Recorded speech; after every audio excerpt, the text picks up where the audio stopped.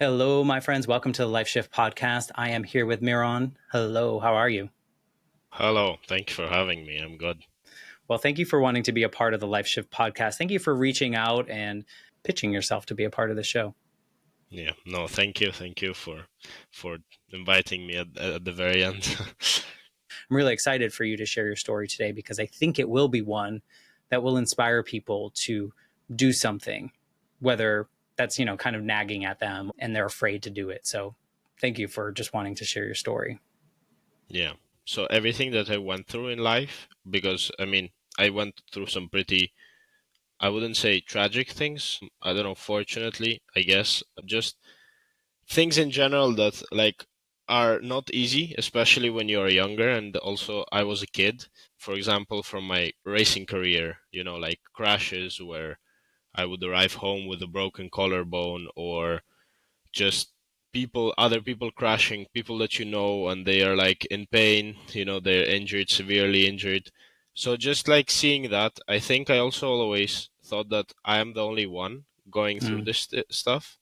But recently I also realized like everyone is going through something. And you will never understand it unless, of course, you befriend them or you become good friends, because at the end of the day, like nobody opens up from the very first moment you meet them. It's like it's also a some time that has to pass before he can trust you, and so you never know what other people are going through. And I think it's very important, as you said, because some people don't know if they should do it. They think, oh, I am the only one thinking this, there's something wrong then.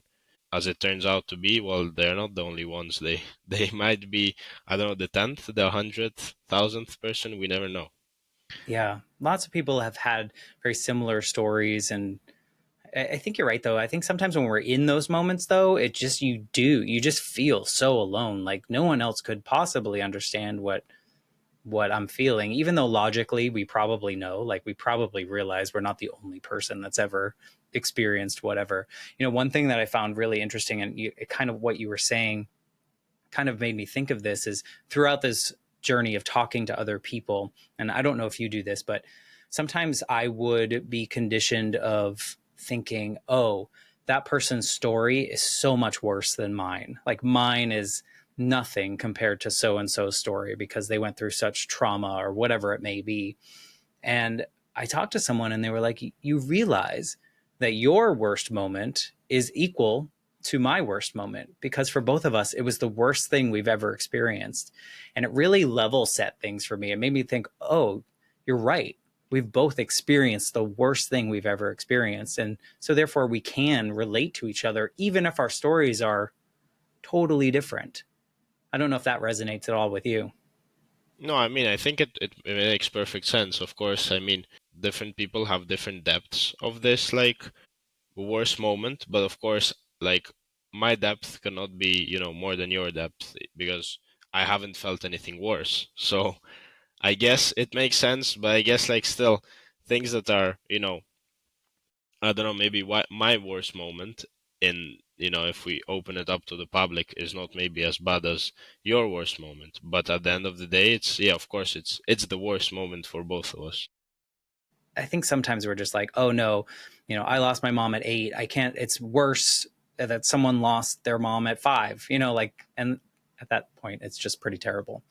So maybe you can start this conversation by telling us in 2025, who are you in this world? Like, how do you identify? Who are you? So I guess the first things that comes, like the first, let's say, who am I, is, I'm a student. I cannot deny that. Like, I'm still in university. I'm still 18, turning 19 in a bit. I've completed the first year of university, so 3 more years to go.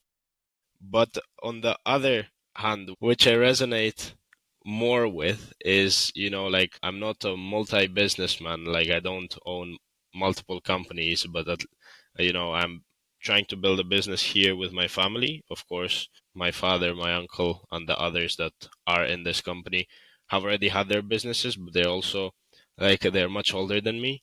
So I guess, I don't know, a shareholder in our family business. I'm also I don't know. I'm not a, like I'm not professional pilot, but I'm a private pilot. I just got a license last year. So I don't know. It's multiple things that I am in 2025, but the most I resonate with the are the student section and the business section. So yeah, Would you say you're an entrepreneur? I feel like you have that spirit in you.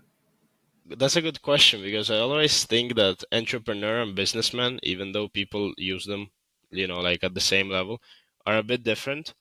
I don't know. I would say just like I'm a co-founder of our family's company. I wouldn't say I'm an entrepreneur. I think it's just entrepreneur is someone who opens some new technology. That's how at least I understand it. Whereas a businessman, it can be something to do with something that has already been invented, but he just owns that business and runs it in the industry. I don't know. That's something I have always differentiated. I do like to change courses and try something new, especially, recently I realized that there's nothing wrong with trying something new. Like the worst that can happen, okay, your idea doesn't work. Okay, you move on to the next one, which most people are afraid of. But I don't know. I guess yes. I guess that I do have like this entrepreneurial mind, but yeah, as I said, I haven't invented anything new yet. Well, you don't have to be an inventor. You could just be looking to change the way things work in your own life, and I think that's Yeah, good. I think a big thing that you just said is like not being afraid of failing, because I think, at least for growing up, I was like, failing is like the worst thing you could do. So a lot of the decisions that I made were like, I chose the easy things because I knew I would be good at them, right? And so they weren't challenging. And then I look back and I'm like, oh God, I wasted a lot of time not trying the things that I might be bad at, because I probably would have learned more by messing up and failing at things, right? So from what I've seen from the outside, the very little that I know, it feels like you have some kind of spirit that I would associate with an entrepreneur. So do with that what you want. yeah, fair enough. So to get into your life story, maybe you can kind of paint the picture of your life leading up to kind of what we're going to define as the line in the sand of things that have changed. And I think a lot of people listening are like, he's 18, almost 19. Like, how is this possible? But you've had two lives, right? So Yeah. paint the picture of your life leading up to this change. So yeah, I guess the first part of my life was racing. I was racing professionally until 2023, so until I turned 17. I started at 5, but like not professionally. At 5 I started with what kids start, like the go-karts. My father always liked racing. I think deep down he wanted to become a racing driver, but it's just when I was born he was a bit too old to start. Like he wasn't old in terms of, like the age. He wasn't physically ready to start a professional sport. So yeah, and I went all through all the categories. So from karting, I went all the way up to Euro Cup 3, which I don't know, other people might call Formula 3 regional, because there's the Formula 3 that races around the world, and then there's Formula 3 that races only like Europe or, other continents. Or When did you start like getting into the professional aspect of it? so the professional aspect, I guess it was when I started racing in Italy, and that was I was, I believe, 10. Wow. Yeah. And what are you racing at that time? Like an actual like race car? I mean, it's still a go-kart. You're Okay. not allowed to race, I think. Well, at least single seaters. I'm not sure about other cars, but single seaters you're not allowed to race until you're 15. And funny enough, I became the youngest Formula 4 driver because I turned 15 like a month or so before the race, and I was the youngest ever F4 driver. But yeah, so from 5 to 15, I was racing go-karts, and then from 15 to 17 I raced 2 years in single seaters. I mean, I can't even imagine what that's like. Where were you growing up? Like, where were you living at the time that you were one able to do this? And what was your day to day like? Were you racing all the time, or was this just? I mean, it seems like you would have to if you're going to be professional. I mean, so I used to live in Barcelona for those 12 years. We moved also with my mom, not only because of racing but because of school, and just like more prospects, more perspective if we wanted to move to other countries and move to a international level of racing.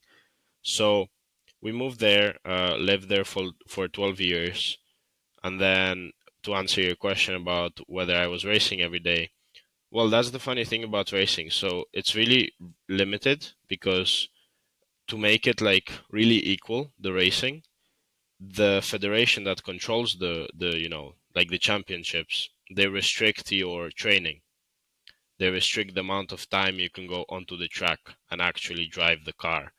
So what normally people do, like other race car drivers, we often do gym. I started going to the gym at 8, required a lot of contracts from my father, my mother, for them to sign that a waiver for the gym that I'm allowed to do this with a personal trainer.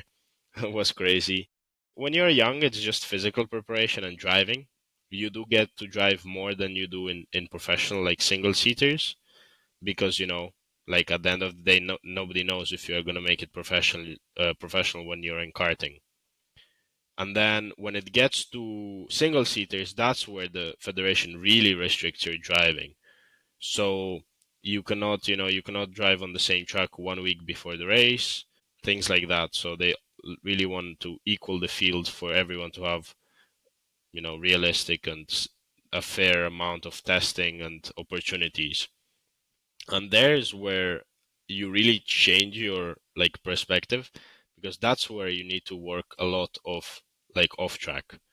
That's where the your simulator comes in play. So you have literally a simulated car in your bedroom. That's what like me and a lot of other race car drivers have. And usually you spend, I don't know, you spend every hour you have on it. So if you're not going to school, you do a whole day of simulator and you just race, race, race, race, because it also helps mentally. Because when you're racing, what's you need to judge very well, like what's the other guy gonna do in front of you? How about the guy behind you? Is he gonna attack you now, or do you need to defend? So it's just like really, really complicated. So it's just training, training, training, training. So that's why you need to decide early whether you want to, say, okay, that's it, I'm going professional and I'm dedicating my whole life to this, or it's just not going to work, because the amount of work people do just keeps compounding, and you just you cannot keep up if you're not fully dedicated to it. Yeah. Were you enjoying it? Was it something that you liked to do, like from 5 to a certain age, or did you feel like you had to because your parents were putting so much into it, or like what was your feeling towards it during that period? I really loved it.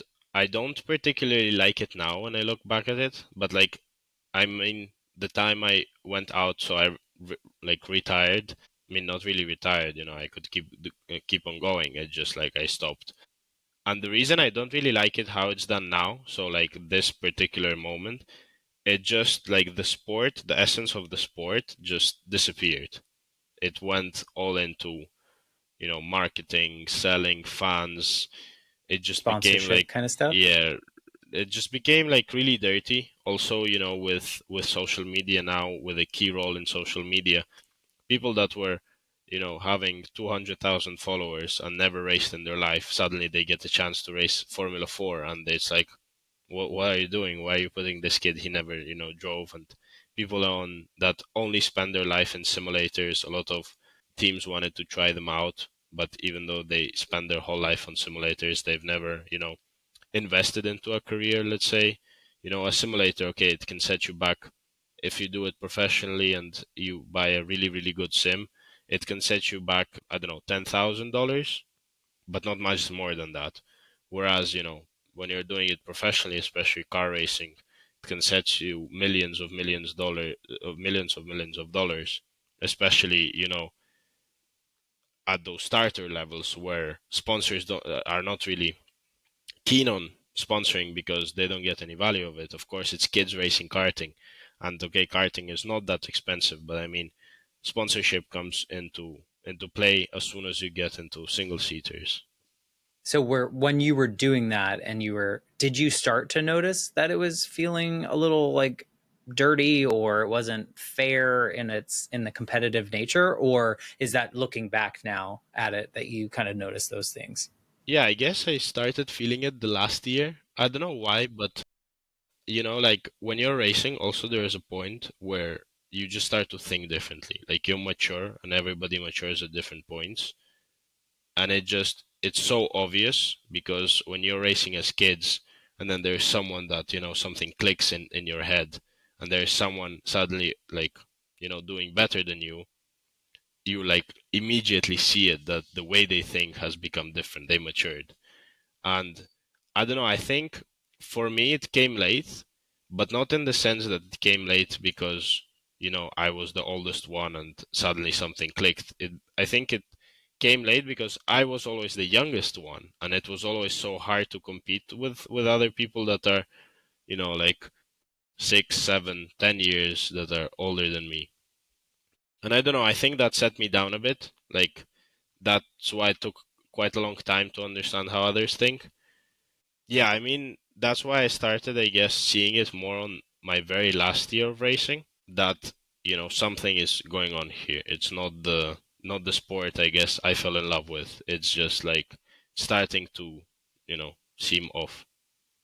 And so you kept going though. I mean, I guess in that last year, like what made you want to, I'm not going to say quit, but what made you want to retire from it and not do it any longer? Because I mean, it was your life for I 15 mean, years. a couple of things. So, like a bit, I guess, in racing also, it's a lot of factors combined. No matter like what aspect you look at, winning, sponsorship, it's a lot of factors combined. For me, why I stopped, so there were a couple of things. One of them was that we were moving with my family to US, and of course I could have went into IndyCar and Indy Pro and all of those American series, which I started doing, but then after that year I was like, yeah, well, something doesn't work out. And also, our visas got delayed, so in Europe the team didn't want to sign me for half a year because they knew that in the middle of the year I would be moving. That's when my visa would get back to me. And whereas American teams of course also said, well, how can we sign you for the like last part? So I guess one of the reasons was because I took too long of a break because of this move, because we were uncertain where we were going. Teams were like, yeah, but look, we want to win a championship with you. If you're racing for half a year, how can we do that? So they didn't see the point. The other factor was that I started to like say, well, something is wrong here because like first of all, it's becoming dirty. It's becoming way too political. Everything is way too decided. You have no power into actually saying or making it professionally if others don't want you to. Like it's already decided for you. So I'm like, okay, so here's the other thing.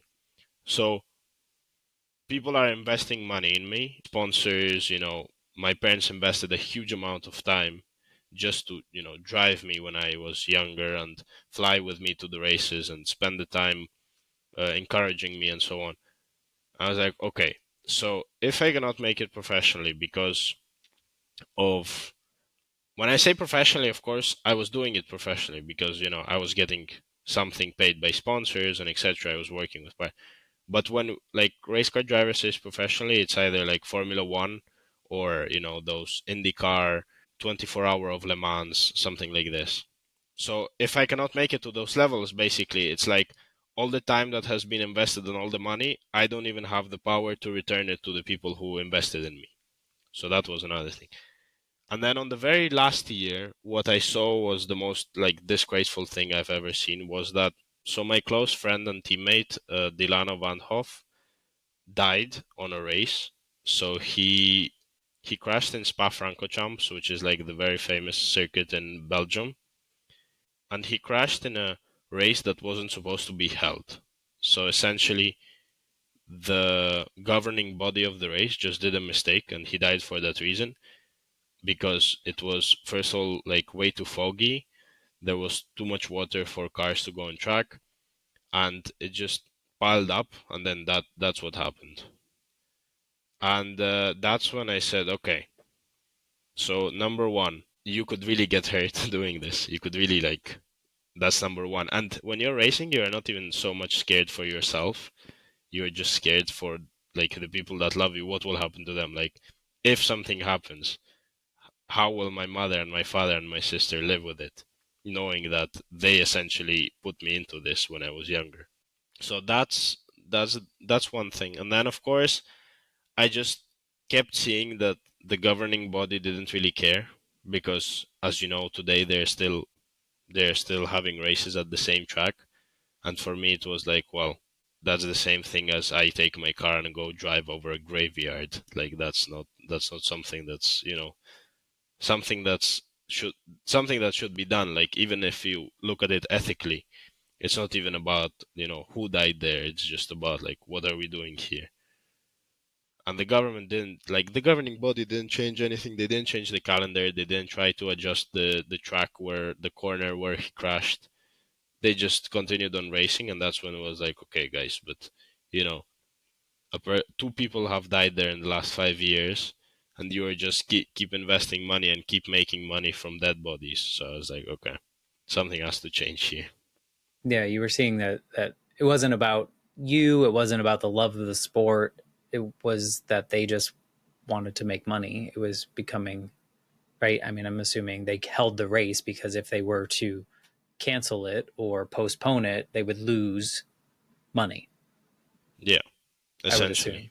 Right. And Yeah. so, therefore, I'm sorry. I mean, you lost your best friend. That's tragic in any case, whether that is the career essentially that you were in. And so I can imagine that's extra hard because you're in that. But I mean, just losing a best friend in general in any way is really traumatizing. So do you think that him dying in the sport that you were loving for a while and then maybe not loving as much, do you think that was really the impetus, the thing that kind of pushed you to be like, I don't know if this is worth it? I guess part of the reason, but as I said, it's not for me, it's just for the people that surround me. Like I have no idea.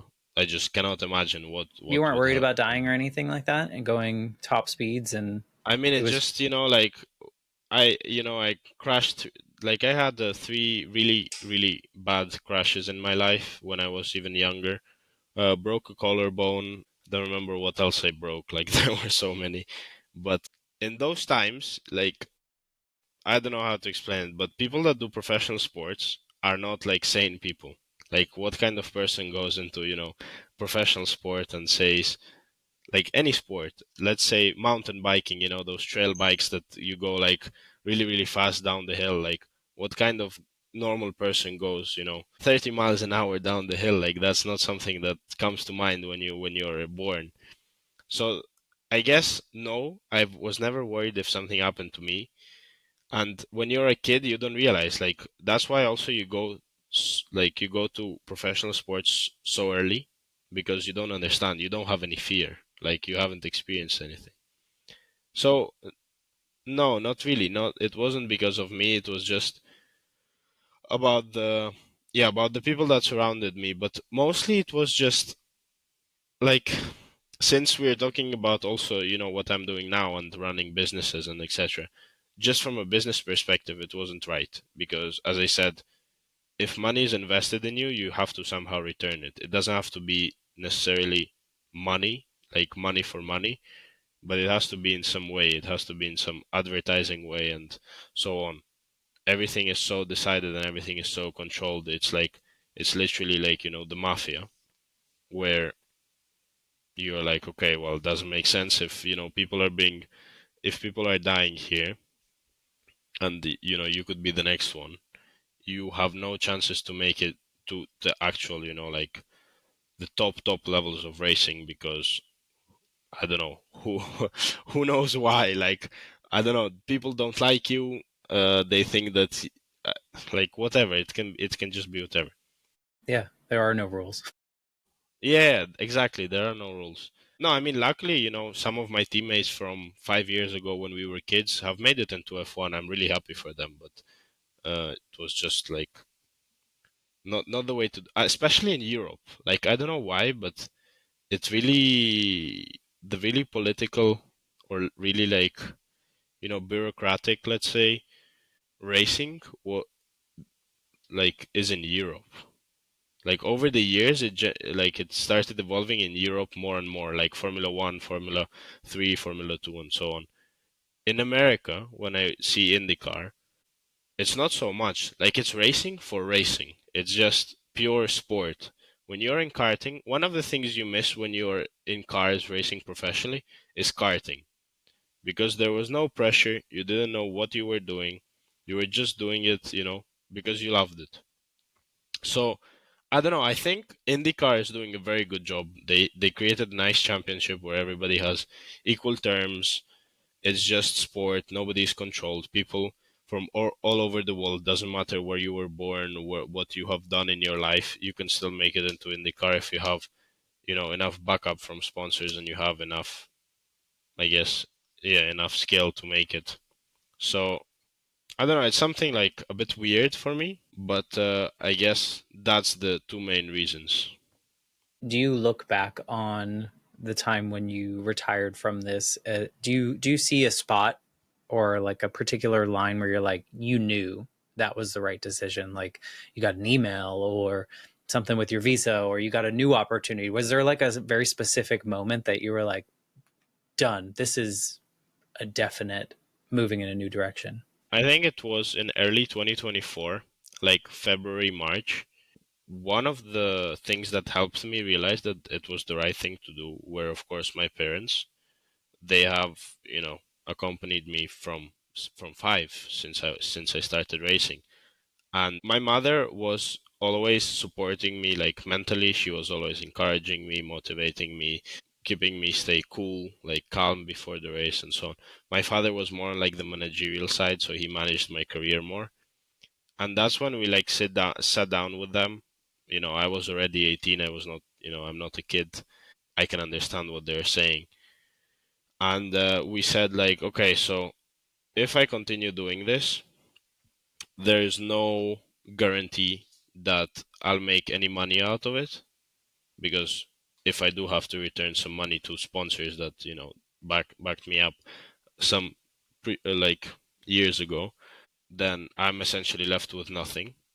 There is this chance that I might really hurt myself, die, or whatever, and then there's a chance that I might make it to a good level, but then people just say, "Oh no, now we don't want you," and bye bye. And then what do I do? Like when you're in F1, you're already 22. You cannot go. I mean, you could go back to university, but that's not the tendency. Like the tendency to go to university and start working and so on is when you're 18, not 22. You do not restart your whole life at 22. Like that's very hard to do. It's possible. It's just very hard to do. So it was a conversation essentially like there's a better chance of you having some kind of real plan, if you will, of like going to school, getting a degree in whatever you're interested in, and continuing the business minded part of you rather than taking a huge chance. Yeah, it was like pinpointing idea. Exactly. That's like what they called it. They said like, you want to take this huge chance? Fine, we'll support you. But like, what will you do after? We don't know. So they just help. Like when you have a mentor, let's say, he doesn't tell you what to do. He just asks the right question, and you just need to figure it out. So that's exactly what they did. They just asked the right questions. They said, these three things are that can happen, and these three things that are cannot happen, and you choose. Like you have the power to choose. You're not a kid anymore. You are legally old to make your own decisions. But I think that a lot of people would sit with their parents in that same type of conversation, and they would be inclined to choose what they thought their parents wanted them to choose. Did you not have any of that? You were just like, I am an independent person and I can make these decisions? Or did you choose something because you thought this is probably what they want me to do? I don't know, I never had this in life that I was actually doing something because I thought that my parents would be happy. Of course, it was always in the back of my head that if I do this, my parents would be happier, but it doesn't mean that I cannot do it. Like it starts from everything. Like I didn't go into racing because my father loved it. I went into racing because my father loved it, but when he took me there, I loved it. I stopped the sport, of course, because they pinpointed these ideas and they said they were more towards me stopping the sport rather than continuing, but they weren't like against it. And of course, there's some part that plays there. You're like, okay, well, my parents want me to do this. It's probably for the best. They lived a longer life. They're more experienced. But at the end of the day, of course, I could have continued. Nothing was stopping me. Like I could have said, okay, if I don't want to do single seaters anymore, I go into prototype cars or just GT cars. Like nothing was stopping me. But at the end, I guess it actually went into my mind what they said. Like they said, you have more chances doing this. Like luckily you're smart. You went to high school. You haven't stopped school when you were racing. Most people did. You can still go into university. You can work by your own. You can start working for a paycheck. You can do something with us. You can start your own company. Like there's no limits there. Great. I don't think a lot of people have that. I think you're lucky in that sense of that you grew up with the autonomy to make those decisions. I think so many people, I think you're in a unique bucket. I think there are a lot of people Like that that's the funny part. I don't really realize that sometimes when people mention it, I'm like, well, yeah, it's true that I'm lucky to have this, but at the same time, I don't see like one of the reasons I also wanted to join some podcast is to tell people that like there is nothing stopping them from doing something. no, usually it's the person Yeah, stopping themselves. yeah, It's our exactly. brain. Like yeah, so I guess everybody can have that, but of course there's always factors that will contribute to you going in one direction or the other. In my case, of course, my parents helped me see the bigger picture. Like I was always focused on racing. I was like, oh no, no, no, no, the other things are bad. I've dedicated so much time to it. They're like, look, that's like one way, in life there are different ways that you can go. Like luckily you have the opportunity to do that.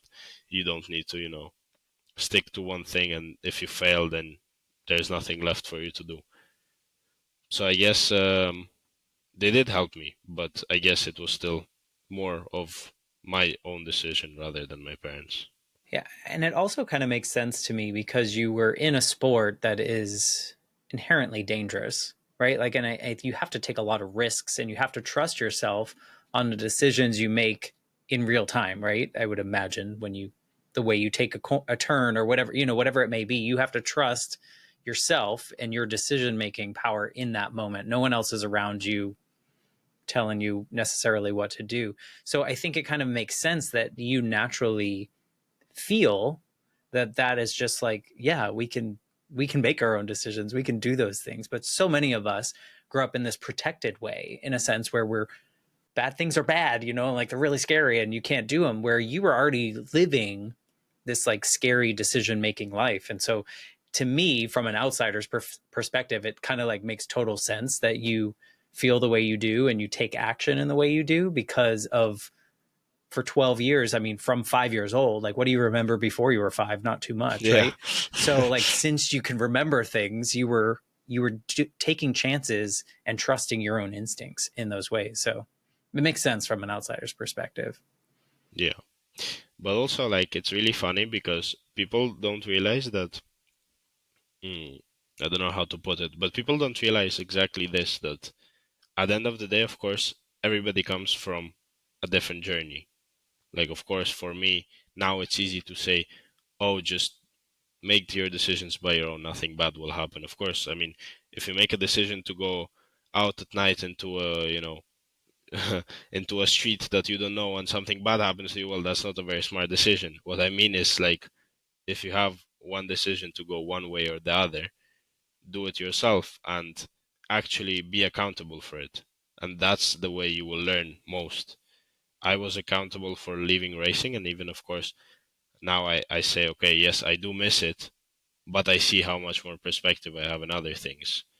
So I don't know. I guess it's a matter of wanting, so wanting to do something by yourself, and it's a matter of discipline. So discipline, as I said, does not mean doing things when you're motivated, and that's like really important because discipline means that no matter if you're motivated or it's raining outside, you're still doing it and you're still trying to make something happen. That's I think what will or I think that will lead to, success in one way or another. Because also success can be very subjective. If if you make a decision yourself and you have never done it before, well, that's success. You know, it's also very important to celebrate small things in life, which Yeah. usually people don't do.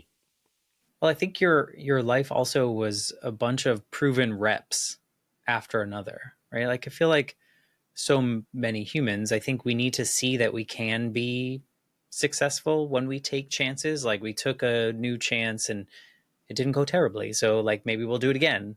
And like your life was that because you were taking these chances every time you raced and things worked out or they didn't and you learned something and then you took another chance and it worked out or it didn't, like and you had all these reps over so many years and I think that's kind of what you're what you say related to discipline is like you just got to do it and you just keep putting in the reps and then it just becomes like this second nature aspect of your life in which you're like, oh, that's new, seems a little scary, I'll try it. Whereas before maybe you're like, I've never done anything scary, why would I even try that? So I think there's something to be said about being able to truly believe that you're safe in whatever decision you make. Not literally safe, but like you can find success. Of course, yeah. No, I mean, it's also like it's very hard to put it like to people, to actually tell to people, like don't be scared, nothing bad will happen. You won't. That just makes them more scared. Yeah, but I mean, like you cannot tell a person, well, go try this, you won't die. Well, of course, maybe you don't die, but maybe you lose your money and then you cannot live or something. But also, like I think even though I don't particularly like the way racing is done now, especially how it's organized, I still think that the sport itself, if we look at just at it as a sport, it's like really elegant because it mirrors perfectly the life, like not the life, but it mirrors perfectly like anyone's life. Because as you said, like I was always making decisions, and in my case, when I was racing, it was, well, do I take this corner? Do I brake like 5 meters later? And there's the risk that I might go into the wall, and that's a big risk because if I do go into the wall, first of all, I break the car, so my sponsor has to pay more money, or I get hurt, and that's a very big risk because then I essentially cannot race. My team might cancel the contract if I cannot, recover in time for a few rounds or so. So there's always risk, but it's like about embracing it. Education costs money, like whatever education. I'm not talking about university or high school or whatever. I'm talking about education costs something, and that risk, it's what it costs. So if I learn how to take a corner faster, the risk I'm paying is that, of course, I destroy the car, and essentially somebody has to pay for it. The risk you take in life when you're doing business is, well, if I, screw this up, then I might not make any money. But that's the time you learn most. Like that's the thing this my friend used to say, the one who crashed. Delano always used to say, I love winning, but I don't learn from winning as much as I do from losing. And it's true. Everybody is scared of failure also because I guess from a very young age we are told in school, oh, if you fail your exam, it's very bad, you won't make it in life. And it's not true. Like if you fail and you keep failing, that's where the trouble starts. If you just fail once and you say, okay, let me do something different, like let me try to practice this way or let me try to do this, that's where the growth comes. And that's where the beautiful part, let's say, comes because that's where you actually enhance your capabilities. Yeah. No, I agree. Do you think I mean, I know it's only been like a year or so removed, right? About a year or so.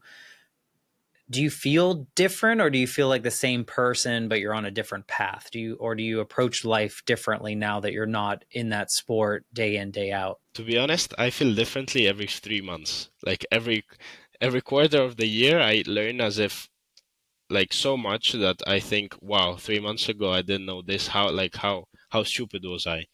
And it's not stupid. It's just like, it's just steps that I make. But to answer your question, like a year ago, I have a very funny, let's say, anecdote when I was driving to Syracuse with my father. So we made it a road trip and we took my car and we drove up to Syracuse. 22-hour road trip. But when we were talking about starting some business, I was the person that was scared of failure. I was like, Dad, if I cannot do this now, then that's a problem because I don't know how to do anything else. And he was like, how can you say that? You're very young. You can learn really quick. Just if you want it and you just sit down and do it, well then. And I mean, he was right, of course, because I was really scared into getting into real estate, and all it took was like half a year for me to speak to people from the industry, interact with people, read articles. I don't know, just do the usual like field work. Go out to speak to people, go out to visit properties, start speaking to contractors. And after 6 months, I can talk to people that are 30, 40, 50 years older than me. It's just about like wanting it. So I feel totally different from a year ago. Now I don't really care what you put on my table. If it's a project about creating a new chat GPT, I would say let's do it. It'll take time, I know that, but I'm not scared to start something new and I'm not scared to start the whole learning process again. So yeah, I don't know. A lot has changed over a year. Like I don't think that's also a normal, let's say, distribution of how things, like how fast things move for me. That's definitely also, I guess, it cannot be that healthy to move that quick through life.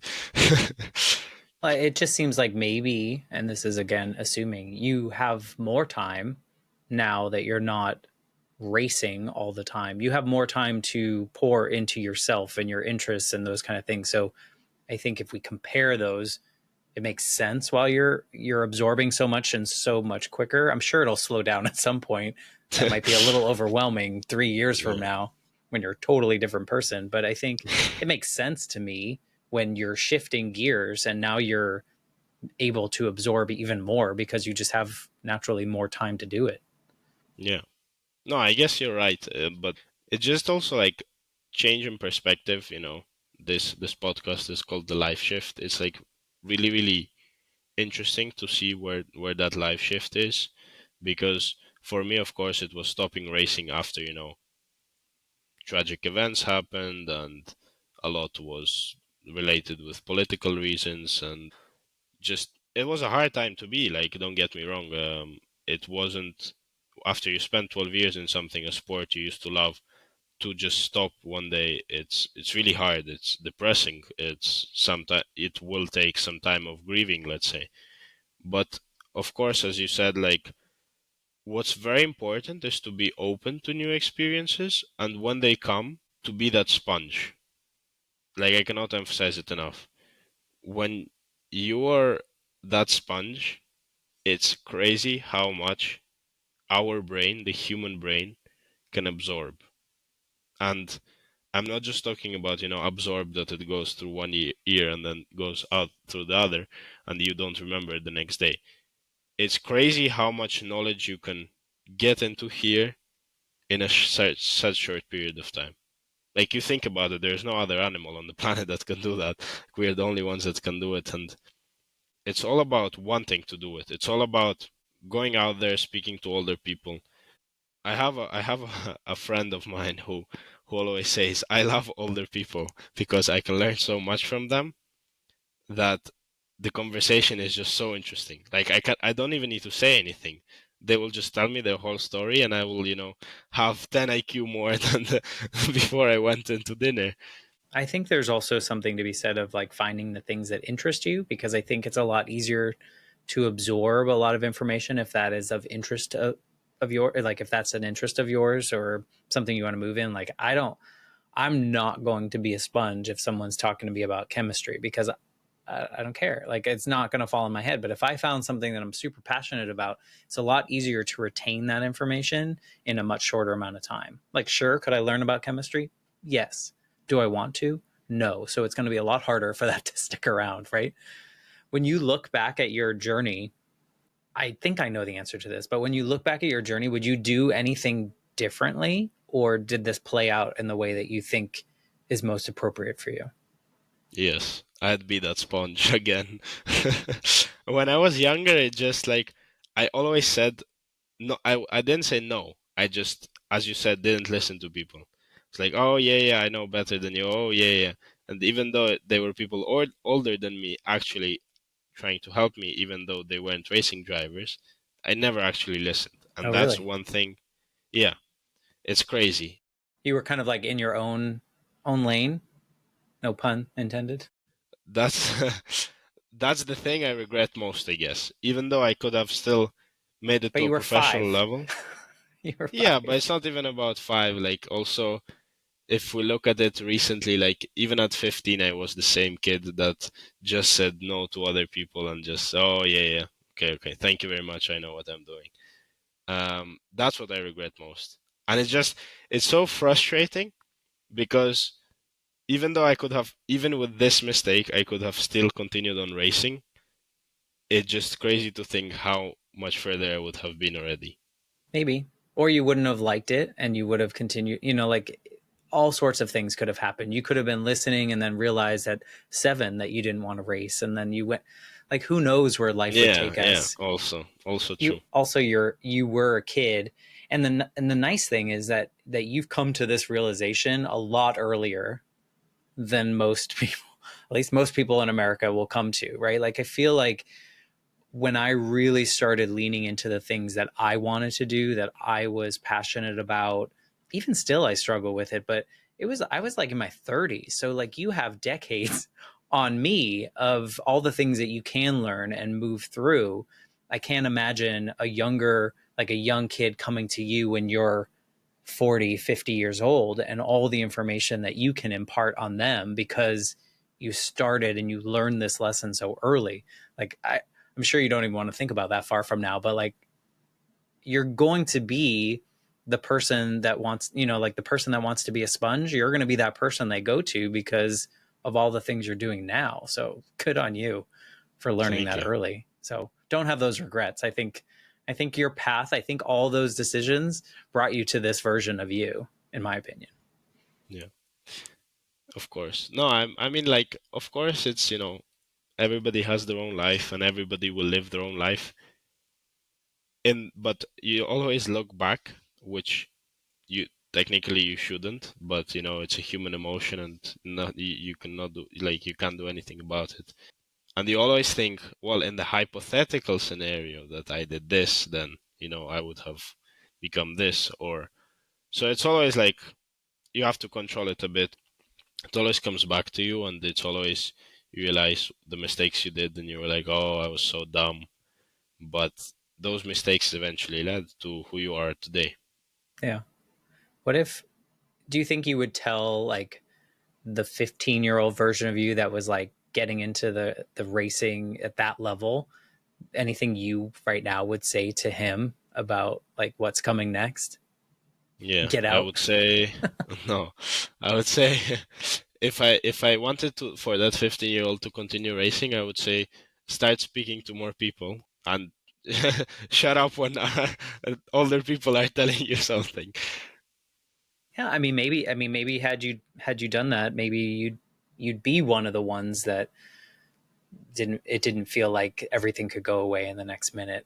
I don't know, who knows, but then you can't play Yeah. this game because every decision we make would bring us down a different Yeah. path, right? Yeah, no, I'm just saying it's like that, those kids books where they tell you if you choose this decision, then go to that page. So, yeah, no, you can never Choose know your own what's. adventure. Yep, yep, No, I mean, I think it's a great story of kind of all along building that faith in yourself and your decision making skills, and knowing that even if you made the wrong decision, you probably could learn from it. And luckily, you didn't have any major things in which that kind of stunted you in that way. But I think it's something that all of us can listen to your story and go, yeah, we can make these decisions for ourselves and just like go for it. We just have to put in the reps. We have to be disciplined about it and like show up. If it's something we really want to do or it's like nagging at us, show up and do it and just keep doing it until, it feels right or you're in the right space. Would you agree? Yeah, definitely. But also, one of the things I would say is if people are scared to start making the reps, the best thing you can do is start as early as possible. The earlier you start, It's going to be hard no matter when you start, right? So you may as well yeah, start now. it's gonna be hard like whenever you start, but if you are 18, 15, 17, 20, the earlier you start, the less reason you have to worry. Essentially, you're still living with your parents. Like the worst that can happen, okay, you lose the money, and but you learn so much from it. Like I cannot explain how much you will learn. That mistake won't happen like twice. It's impossible.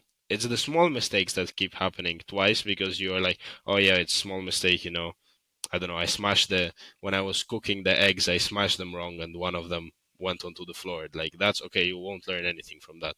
The bigger the mistake, the more it will just play like it will play with your mind and just say, oh, what did I do wrong? And it will just keep your brain analyzing and so on.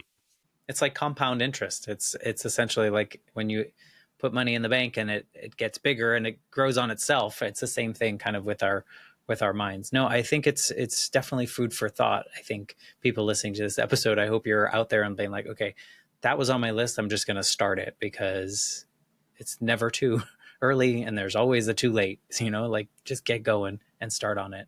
If people want to like connect with you or learn about what you're doing or your business or just tell you their story, like what's the best way to find you? Where are you hanging out these days? Not literally, not like, Yeah. The cafe next corner. No, no. I'm most active right now on LinkedIn. Never liked LinkedIn when I was racing. I don't know. I love it now. I guess it's also part of, this maturing and growing up. So always like I'm also the type of person that will not like never leave a person ignored. Like if somebody writes to me, I won't just, say, "Oh, yeah, I'm too good for them." Like no, nobody is too good for that. I'll always write an answer, even if it's short or I'm busy. I'll say like, "Look, do this or do that," or just give me a minute. I'll respond to you a bit later. So I guess LinkedIn is the easiest. Also, LinkedIn, you don't have to know my email. You just need to know my profile, and then you just message or whatever. I think it's right now. I think it's like a wonderful. I never liked it, but I will now. It's like wonderful to actually network because also it's done for that. Like nobody will judge you for writing a text. The worst that they can do is not reply, which they shouldn't. But I mean, everybody takes their own decisions and makes their own decisions. yeah, no, we'll put that your link to LinkedIn in the show notes so people can find that, connect with you. I encourage them to do that or at least follow you and see what's going on in your world and follow your journey through the next 3 years of school. And then who knows what comes after that. But I'm sure you'll be doing stuff in the in between with your business and whatnot. So thank you for sharing who Hopefully. you are and what you're doing. I think there's something to be said about us older folk learning from younger folk like you. So thank you for sharing your story in this way. No, thank you for inviting me. It really means a lot also to be able to share. Just also like I don't know, it just giving back to the world, I guess. Well, you're doing it. I mean, one podcast at a time you can do that, but also just in your general world talking to people, I think that's such a good practice that some of us are not as, not myself, but a lot of people are not used to just talking to anyone about things and learning from each other.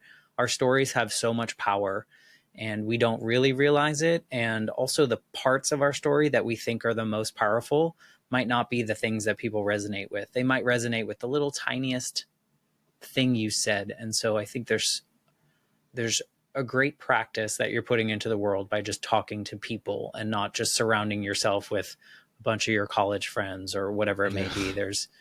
It's important to learn from people from all walks of life and different age groups and whatnot.